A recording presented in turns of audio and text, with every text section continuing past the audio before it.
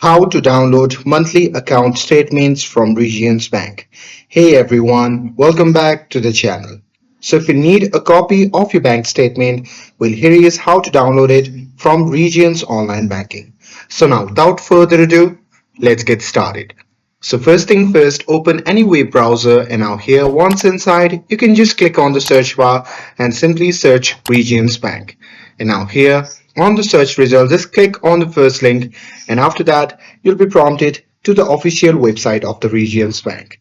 Now here simply log in with your credentials and once logged in on the main dashboard, you can just click on the account tab and select the account you need. And after that, you can simply look for statements or documents and choose account statements.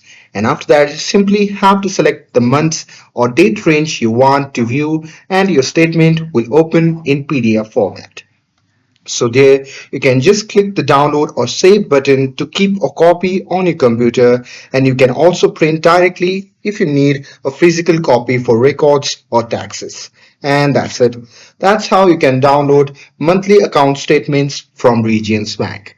With this, if you found this video helpful, then don't forget to like, share and subscribe to get updated for more videos.